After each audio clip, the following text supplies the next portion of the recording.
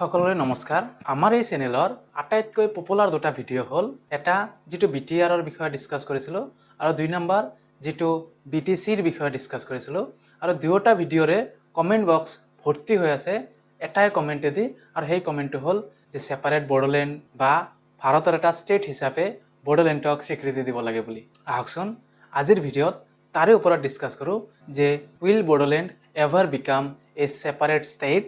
BTRক মানে বড়োলেণ্ডক বেলেগকে ছেপাৰেট ষ্টেট হিচাপে স্বীকৃতি দিব পৰা যাব নে নাযাব সেই বিষয়টো জানিবৰ কাৰণে আমি ইতিহাসত ঘূৰি যাব লাগিব যে 1980sত অল বড়ো ষ্টুডেণ্টছ ইউনিয়নৰ বড়োফা উপেন্দ্ৰনাথ ব্ৰাহ্মাৰ নেতৃত্বত ছেপাৰেট বড়োলেণ্ডৰ যিটো আন্দোলন সেইটো আৰম্ভ হৈছিল আৰু সেই আন্দোলনৰ শ্লোগান আছিল যে অসমখনক 50-50 ভাগত ভাগ কৰিব লাগে, দুটা ভাগত ভাগ কৰিব লাগে।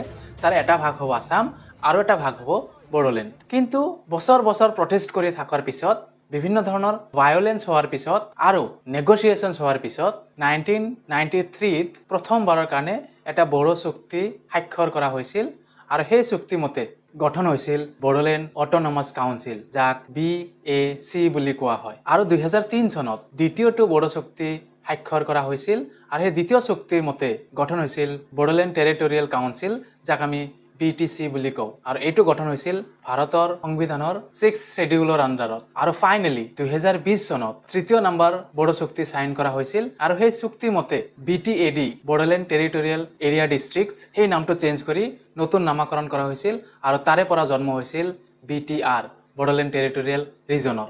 আজিৰ বড়োলেণ্ড টেৰিটৰিয়েল ৰিজনত BTRত 5টা ডিষ্ট্ৰিক্টছ আছে: কোকৰাঝাৰ, বাক্সা, ওদালগুৰি, চিৰাং আৰু তামুলপুৰ। আৰু এই 5টা ডিষ্ট্ৰিক্ট মিলি বেলেগকে এটা কাউন্সিল বহে যাৰ হেড কোৱাৰ্টাৰ হ'ল কোকৰাঝাৰ আৰু এই কাউন্সিলে under the Indian constitution 6th schedule কিছুমান স্পেচিয়েল পাৱাৰ পায়, যেনেকে self administration in education, culture, language and local governance. In short, বড়োলেণ্ডত অলৰেডি এটা ছেমি অট'নমাছ পাৱাৰ আছে যিটো ভাৰতৰ বিভিন্ন জাগাৰ ঠাইৰ মানুহৰ কাৰণে সপোনৰ নিচিনা। কিন্তু এই বিষয়ে লয়েনো কি কয়, আইনেনো কি কয়, আহকচোন জানো।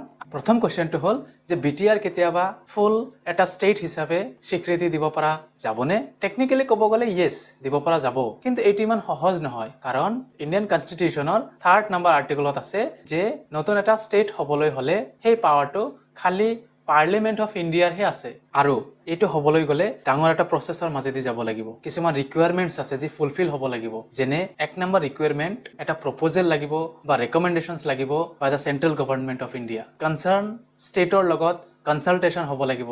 ইয়াতে যেনেকৈ যদি BTR বেলেগ হ'ব যায়, BTR লগত লাগি থকা বৰ্তমান মানে BTR আণ্ডাৰত আছে অসম ষ্টেটৰ, চ' অসম ষ্টেটৰ লগত এটা কনচাল্টেশ্যন লাগিব আৰু দুয়োটা পাৰ্লিমেণ্ট, চেণ্ট্ৰেল গভৰ্ণমেণ্ট আৰু ষ্টেট গভৰ্ণমেণ্টৰ পৰা এপ্ৰুভ হ'ব লাগিব। সেইকাৰণে যেতিয়ালৈ চেণ্ট্ৰেল গভৰ্ণমেণ্টে ইয়াৰ ওপৰত কোনো ইনিচিয়েটিভ নল'ব তেতিয়ালৈ বেলেগ পৃথককে ষ্টেট হোৱাটো কেতিয়াও সম্ভৱ নহয়। নেক্সট কথাটো হ'ল যে ভৱিষ্যতে কেতিয়াবা BTR ছেপাৰেট ষ্টেট হ'ব পাৰিবনে?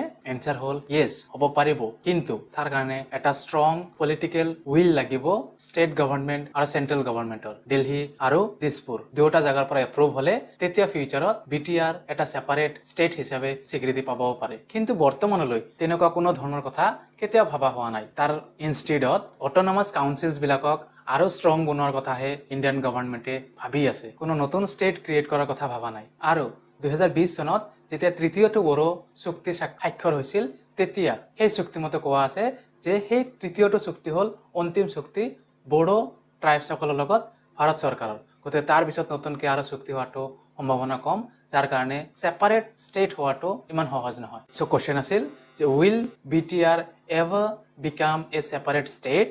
এনচাৰ হ'ল য়েছ, কিন্তু শ্বৰ্টলি ইন ফিউচাৰত হোৱাৰ কোনো সম্ভাৱনা নাই। চ' থেংক ইউ ফৰ টুডে। আজিৰ কাৰণে এইখিনিয়ে। যদি ভিডিঅ'টো ইনফৰ্মেটিভ লাগিছে লাইক কৰিব, নিজৰ বন্ধুসকলৰ লগত শ্বেয়াৰ কৰিব আৰু এনেকুৱা ইনফৰ্মেটিভ ভিডিঅ'ছবিলাক পাই থকাৰ কাৰণে আমাৰ চেনেলটো ছাবস্ক্ৰাইব কৰি ৰাখিব। Thank you for today. Thank you for ৱাচিং।